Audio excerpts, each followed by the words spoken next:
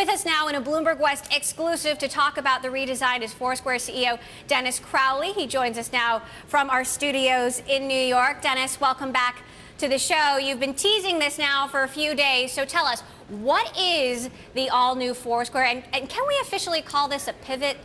A pivot? I wouldn't call it a pivot. I mean, the company is still very much about the stuff that we've been about since the very beginning. You know, we started off talking about making the real world easier to use, building software that helps people do that. Now we talk about trying to build software that helps you make the most out of where you are at any given moment. And really what the new Foursquare is taking the app that we had before, taking it apart, putting all the pieces back on the table, and then putting it back together so it makes a lot more sense in 2012 than it did in the original app did in 2009. And so we picked up, we're at about 20 million users now, and we're finding that a lot of the new users use the product a lot differently than some of the original users did. And this redesign is an effort to really build stuff that caters to those folks. So as I understand it, this Explore feature provides better recommendations the more users check in. But if growth is slowing down, if check-ins are slowing down, what makes you think that this is the way to go? Well, growth isn't slowing down, nor are check-ins. We're still seeing well over 5 million check-ins a day. We pick up about 1 million users a month. The growth has been fantastic. We've been growing strong all through the year.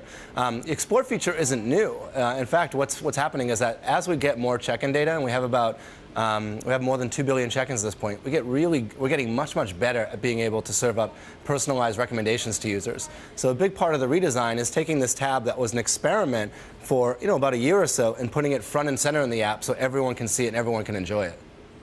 So if Foursquare is going to be a recommendation service, though, that sounds a lot like Yelp. Am I wrong?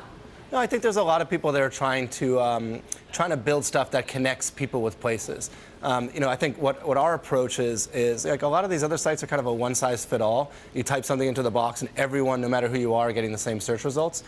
With Foursquare, depending on all your check-ins, where your friends have been checked in, the places that you've added to lists, the places that you've been in the past, all the search results can be tailored to that particular moment in time. You start seeing different results on a Tuesday morning than you would see on a Wednesday afternoon. And that's stuff that we can do much better than anyone else, because at the core of our data structure is this check-in element, this piece of data that tells us who's been to a particular place at what point in time, and it's really powerful. Now, if Yelp's valuation is over $1 billion, Dennis, on the public markets, if Foursquare is perceived as being in Yelp's territory, how might that change the value perception of Foursquare to investors? I don't really think, we're trying not to compare ourselves to too many folks that are out there, because I think our approach to solving problems in this space is a lot different than other folks before us. Like, the thing that we're starting to get really good at is this piece of connecting people to places and places to people. So if you take that recommendation engine that we have, the one that like I can open it up, you can open it up, and it'll tell me interesting places to go in Midtown Manhattan on a Thursday afternoon. You can also use that same type of software to tailor it at a specific business and say, all right, well, based off of all the Foursquare check-ins that we have, who are going to be the best customers for this particular business? And that's something that is going to be really powerful as we start to expand and grow our monetization strategy later on this summer. And Dennis, I just want to touch on something you said earlier. As I understand it, the number of active Foursquare users grew 750% in the year ending in April 2011, 135% through this past April. It's still strong growth, but if that isn't slowing down, I mean, how do you explain that? How do we explain? Well, I mean, it's nice, consistent growth. If you go back to 2009, I think we ended the year with less than 1 million users. Like sometime in 2010, we were 7 million. Look at where we are now. We're well over 20 million users.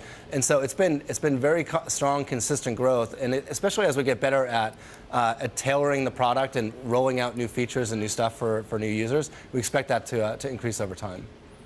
Now, a number of high-profile employees have left Foursquare recently. Your co-founder, Naveen, Tristan Walker, head of business development. How concerned are you about that? I mean, whenever good talent leaves a company, red flags, go up.